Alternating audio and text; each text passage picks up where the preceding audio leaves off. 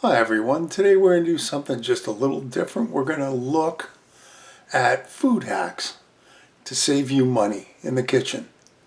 These are things that I've done over the years. I've done them for a long time, and you may know some of them, you may not, but sit back and check these out. Veggies are first. Broccoli. I was using the florets, and this is what I had left over. It's not much. Normally you're going to throw it out. Nope. How about we chop it all up, put it in a bag. After a couple times saving those, you've got yourself an extra side dish. Green onions are next. We cut the bottoms off, and you would normally throw them out. No. One day I'll show you planting green onions, and they'll regrow from the bottoms. The tops, however, and you saw that big bunch of greens, I normally just throw them out. I don't even touch them, just away they go. Put them in a bag, put them in the freezer. And now you've got extra green onions should you need them for a garnish or to add to a dish. The same thing works with the chives I've got growing out in my garden. Just be sure to get a label, mark the date on them at least, so you remember what it is down the road, because you will forget. And we're going to switch gears and go on to Panko Breadcrumbs. You'll like this one. Into a microwave, you go with your dough. 10 minutes is what it took me to get it to come out. Look at this. You can check my video. I'll post below to watch it. It literally microwave bread was the coolest thing in the world. So I saved most of it. Put it in the freezer till I could get to this. Took it out, thawed it out. Absolutely nothing wrong with it, except I can't seem to get it out of the bag, but there we are. There's all the bread that we had. Pretty well the whole loaf. Tastes just like regular bread without a crust. So we're going to slice the bread up into slices.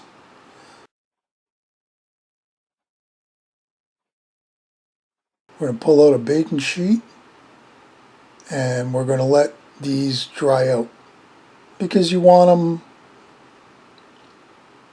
somewhat toasted. I guess you could toast them. I put mine in the oven for a couple hours on low, and that worked out fine. Onto our food processor we go, and we're going to take the dried bread, put it in the food processor, and check this out.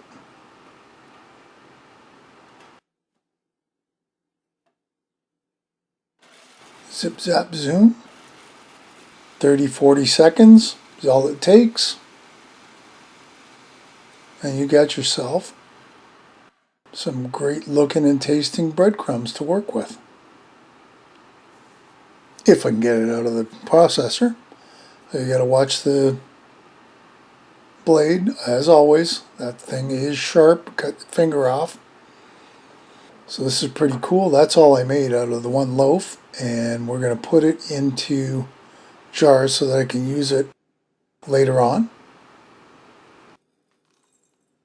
Now this is my funnel I use for canning.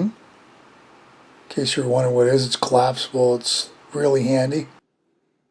Except I'm not very good at pouring things in. So for some reason I was spraying breadcrumbs all over the place. But you know, I did well. I got basically 2 jars of breadcrumbs out of the deal.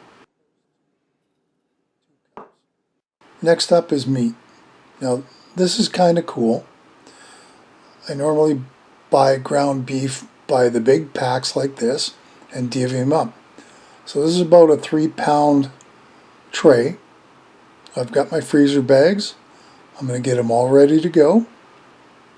And of course you want to write what it is, how much, and the date. Now I know that I put roughly a pound in each, so I don't mark that. But if you don't mark it, trust me, it's happened to me many times where I've gotten something out of the freezer. I can't tell what I've got. Hamburgers are a little easy, but other things are not. So I've gotten in the habit of making sure I write out on all of them. And the date's very important too, because you're not going to remember when you put it in. If you have multiple times, like hamburger, I pulled stuff out that was old and everybody missed it. So anyway, what we're going to do here is I'm going to carefully divide it up into roughly 3 packages of about a pound each. Of course, someone smart would have a kitchen scale. I don't, but this will suffice. This gets me close enough. You can see how one of these packages works.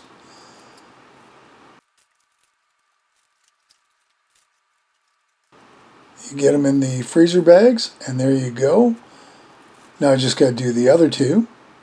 But in order to seal it up, you want to take as much air out as possible. So if you've got a food saver or a vacuum sealer that seals everything up, perfect. I don't, I should, but I just do this. I suck as much out as I can, flatten it out. I mean, that way it sits better in the freezer when I go to put it in.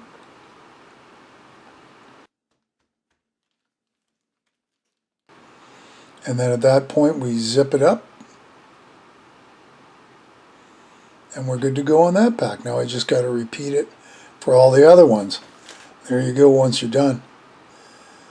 The next is chicken. We're going to do the exact same thing with the chicken. Mark all the bags.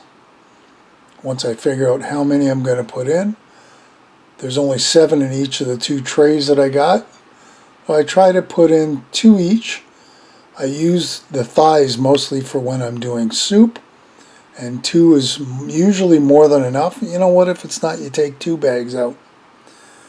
You can also do this with chicken legs if that's your preference. If they're less expensive, it's going to do the same thing.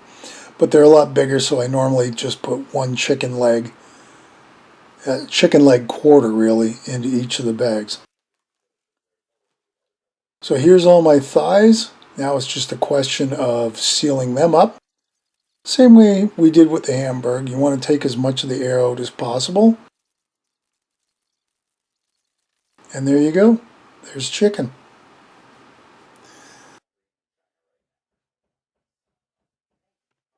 Now our last hack is pretty simple. Onions, carrots, celery. I don't know about you, but in the springtime a lot goes bad, or starts going bad. Carrots I needed to get rid of, so I pulled out these carrots. We're going to make a soup pack. So I figured out enough for 5 bags of soup mix. I've chopped them up small. There's my soup mix. So I've got in a freezer bag, marked it. Now we're going to do celery.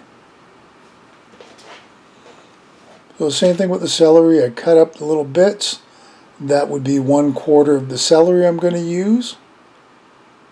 Nice and chopped. So into the same bag goes that. Now normally what I would do is I would chop the whole thing up, but this is just to show you how to do it. I chop up each of the carrot, celery, and onion, and then divvy it up. Well, this worked too.